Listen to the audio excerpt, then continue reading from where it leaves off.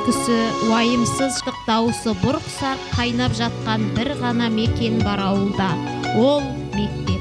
Мектеп десем жүзем бақыт көлінде, мектеп десем шығам шыңның шегіне, мектеп десем оттан ыстық жүрегім, мектеп десем өрге шығар тілегім, мектеп мені бесігінде тербетіп, өсіргенін ардақтаймын білемін. Мектеп десе өр жүрегім өрлейді, мектеп десе ой өрісім тербейді, мектеп десе қиял көкке шарықтап, бір сезім күш тасқын селдей тербейді. Осы сезімін жалау қып, ауылдың қиын тірлігіне мойымай, бар күш-жігерін жұмсап, елі, жері, халық үшін аянбай еңбек етіп жүрген, білім беру саласын бес саусағындай білетін, соның ыстығына күйіп суығына тоңып жүрген қажырлы да қайсар жан, Дайыр ауылы Мүкәрама орта мектебінің директоры Бейсенов Нұрбек Қалибекұлы.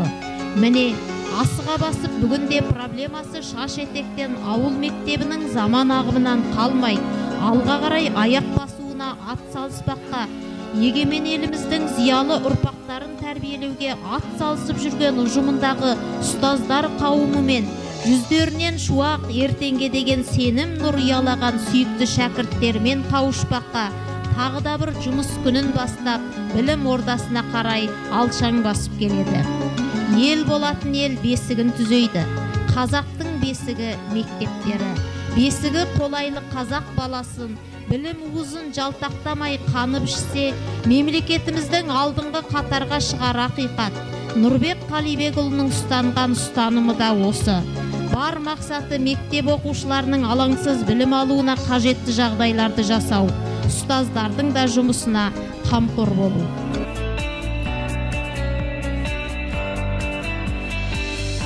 Білгірде ұйымдастырушы басшы ғана емес, Нұрбек Қалибекұлы өз қалаған мамандығы математика пәнінің майталман шебер ұстасы да шәкірттерінің сүйікті ұстазы.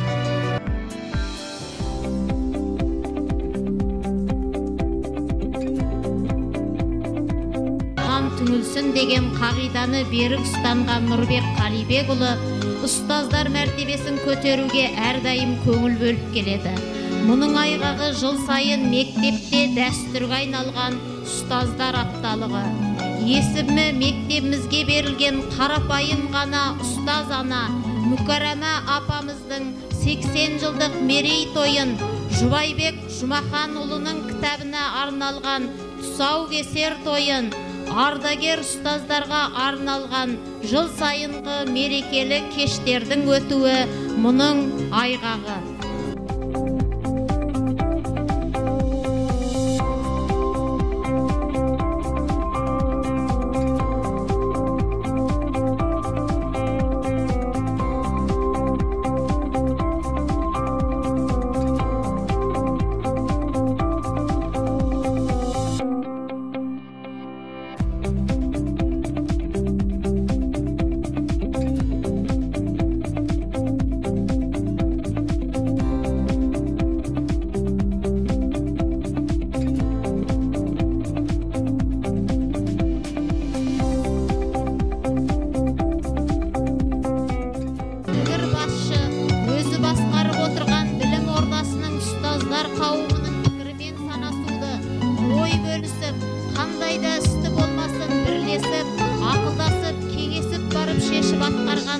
Естен шығарған емес.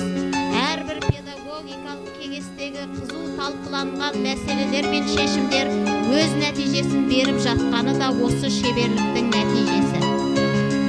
Жыл сайын аудандық, облыстық олимпиадалардан жүлделі орындар алып келе жатқан дарынды оқушылардың нәтижесі, мектепте дарындылар үлгісінен үйренейік атты дарынды оқушылармен жүргізіліп отырған жүйелі жұмыстардың жемісі. Мектепшілік олимпиада жеңімпаздарын марапаттап, мадақтап, биік жеңістерге жете беруіне ақ жол тілеп, намысын отырған дарындыларды марапаттау рәсімі мұны растағандай.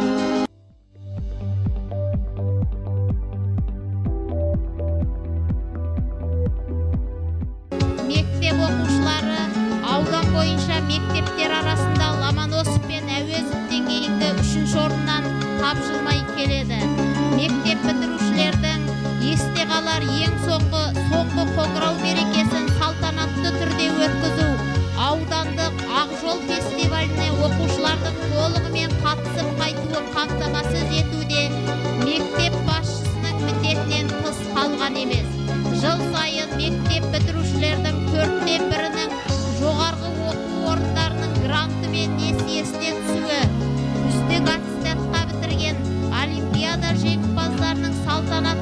беруін есте қаларлықтай етіп ұйымдастыру да мектеп тарапынан тыс қалған емес.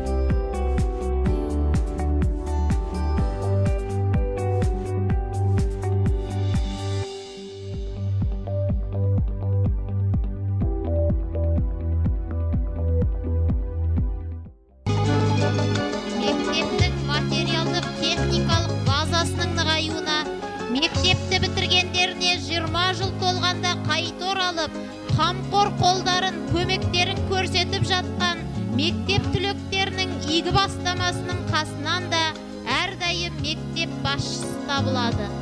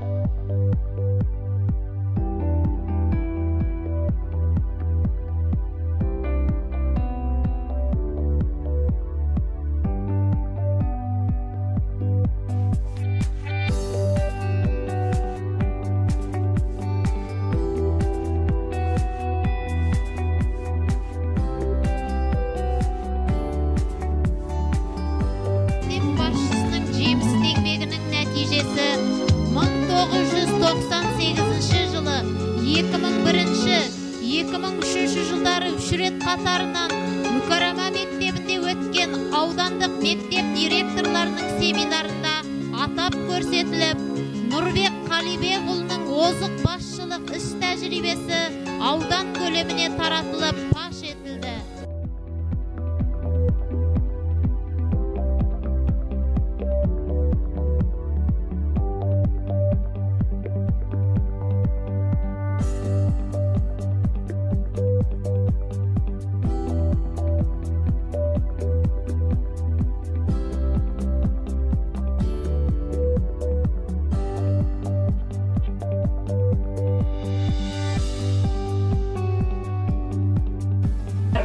соны көрдіңіздер.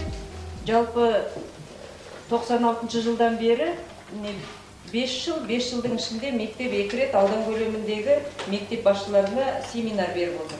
Бүгінгі семинар сол екінші семинар беріліп отырған. 97 жылы 98 жылғы июнь айында оқу жылын аяқтауға байланысты семинар берген осында мектептің директорлары мен завучтар қатысқан болатын.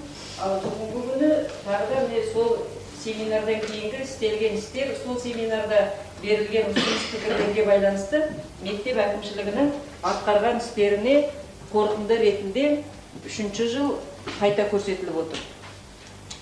Енді мектептің директоры 96 жылдан істейді мектепте. Сол 96 жылдан бергі істелген шаруаның өзі осы мектептің нәтижесін бүгін көрсетіп отыр. Ал мектепке жалпы осы тақырыпты берген уақытта да осы жағы көзделген болатын. Тақырыптың өзі басқару мақсаты мен міндетін айқындау.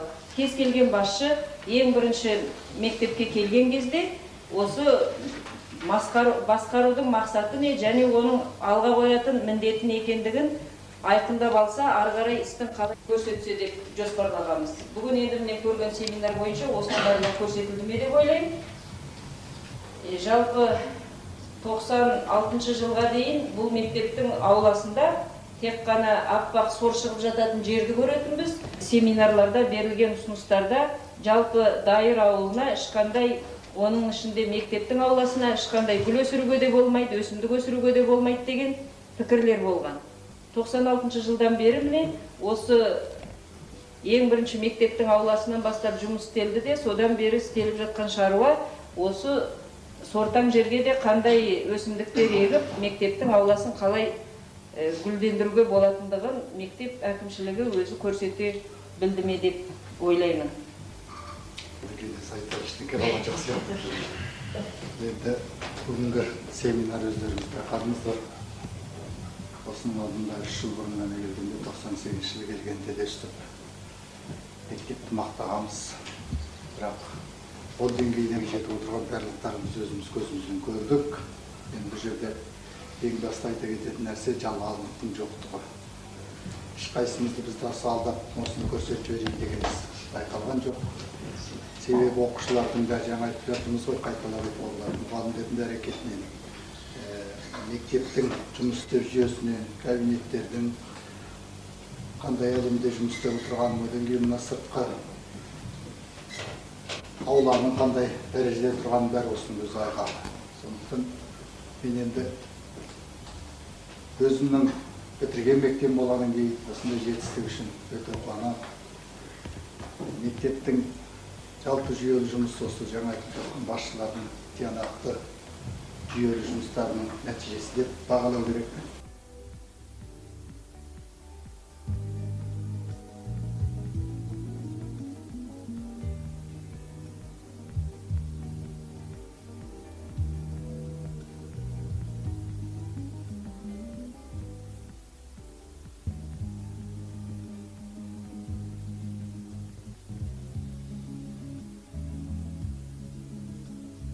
Деңгейіне түсініп, соған бет бұрып, бір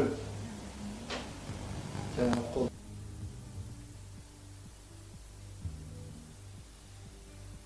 Жұмыс істеп береді, арасында үзілісте болған кезі болған.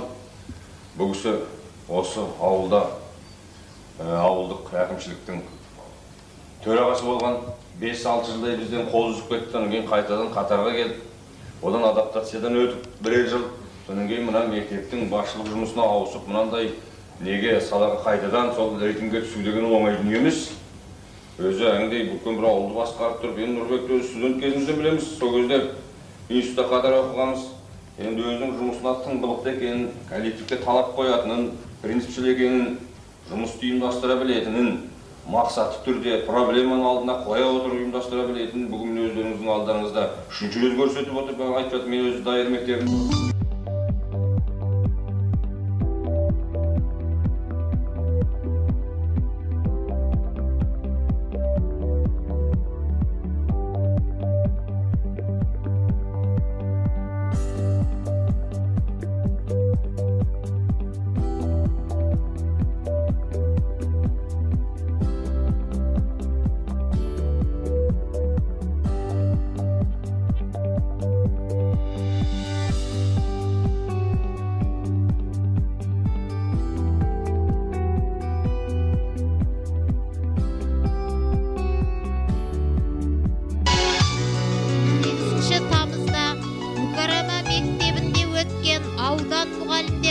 тамыз мәслихаты мектеп ұжымы мен оқушыларының тыңғылықты еңбекпен оқудағы жетістіктерін облысқа паш етті. Облыс әкімінің орынбасары Омаров өзі қатысып, Мүкәрама мектебін алдыңғы қатарлы мектептер қатарына қосты. Сол жиында еселі еңбегі үшін Мүкәрама мектебіне жеңіл Волга автомобилі сыйға тартылды.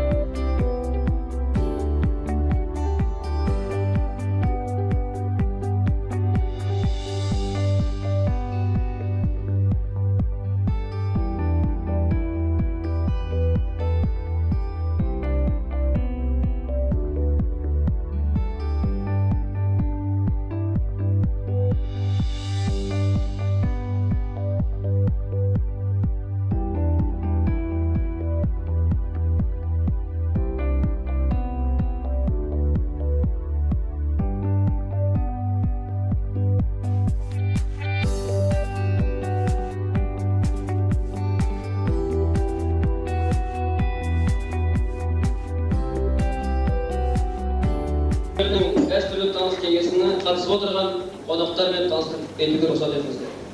Облыс әкімінің орынбасары Омаров Нұрлан Сырайұлы. Аз ғана уақыттың ішінде молодец, мектебімізге 5 деген баға беріп отыр.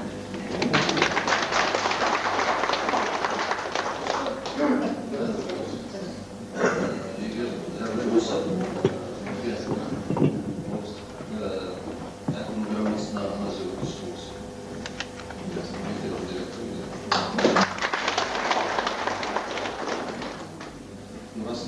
өздеріңіз келіп көріп, все познается в сравнении, да?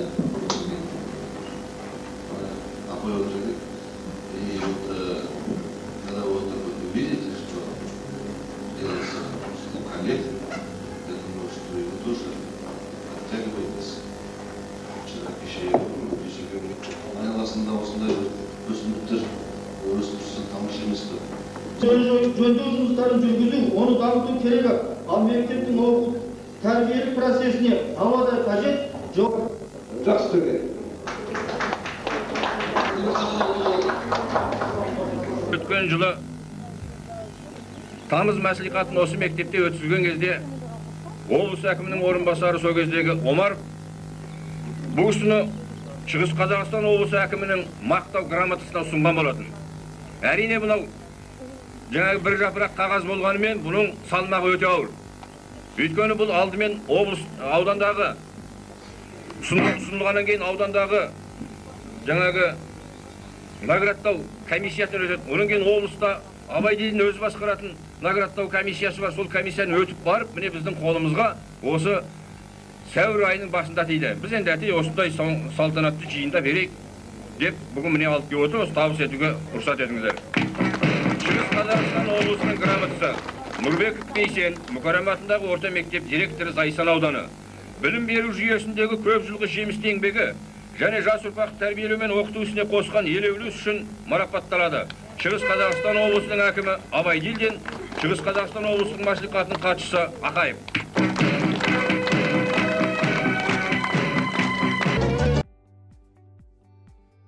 Қалибекұлы білгір ұйымдастырушы басшыған емес, ауыл адам-адамға дос, жолдас, бауыр деген қағида ұстанған, үлкенге ізет, кішіге мейірім шуағын шашушы қарапайымда жан. Алдыңғы аға буын өкілдерінің ақылын тыңдап, ұстаз бен ұстаз арасындағы сыйластық, кәсіптік этиканы жоғары бағалай білетін жан. Денсаулық зор байлық дегендей, мектеп оқушыларының ғана емес, ауыл жастары мен күллі жұртшылықтың арасында бұқаралық спорт жарыстарының өтілуіне ұйытқы болып жүрген жан.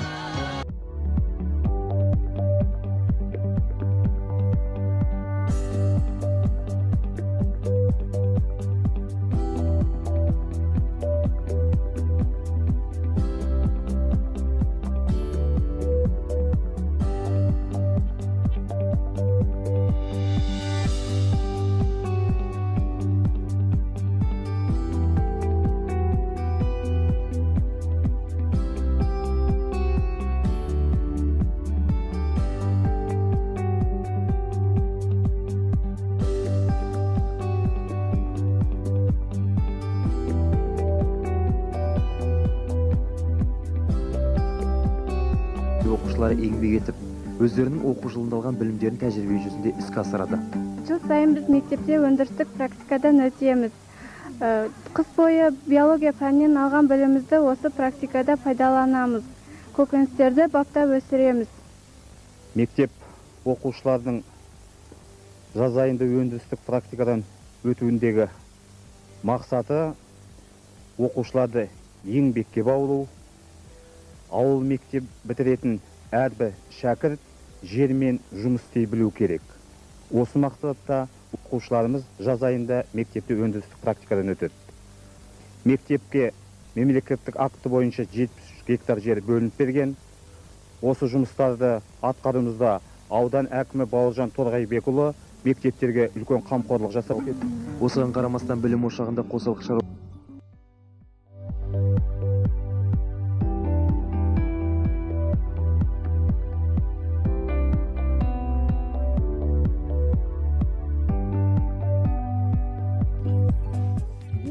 ағаш атырабына бөленген мұнтаздай тап-таза ауласы мен бүгінгі күн талабына сай безендірілген мектеп залдары мен жабдықталған кабинеттері, жарықта жылы бөлмелері, білімді тәжірибемен ұштастырып отырған зертхана мен үлескілер Мүкәррәмә мектебінің атына затын сай етіп тұрғандай.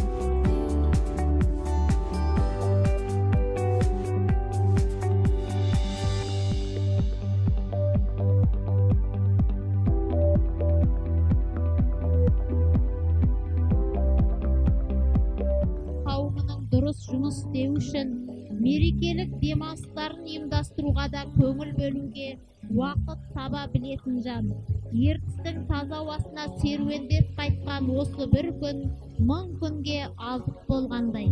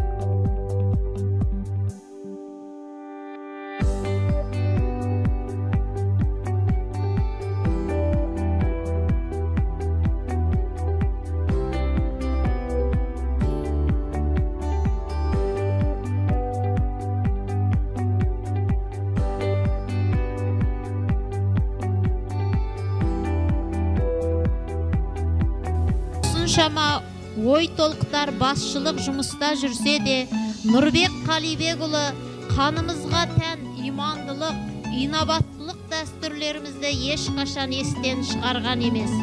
Жуырдағы бір сапарында киелі Түркістан жерінде болып, Қожа Ахмет Яссауи кесенесі, оның ұстазы Арыстанбап, анасы Қарашаш пен әкесі Ибрахим атаның кесенелерінде болып зиярат етіп қайтты.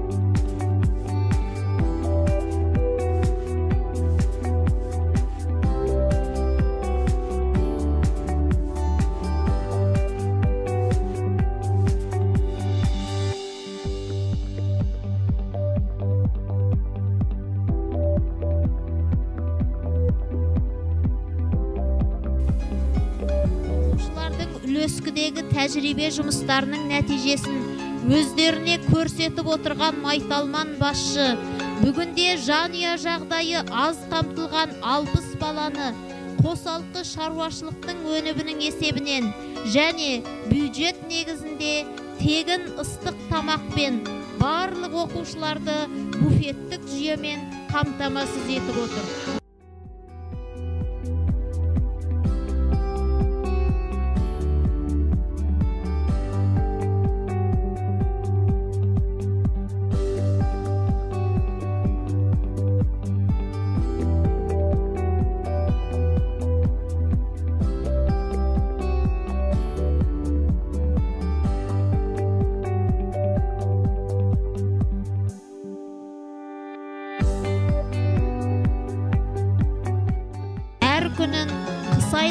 болса мектеп қазандығының жұмысын бақылаудан бастап, оқушылардың таңертеңгілік дене сергітетін жаттығуларына бақылау жасау, әр аптаның дүйсенбі күндерінде мемлекеттік әнұрамыздың шырқалып тұруын қадағалауды күнделікті әдетіне айландырған Нұрбек Қалибекұлы Бейсенов жолдас.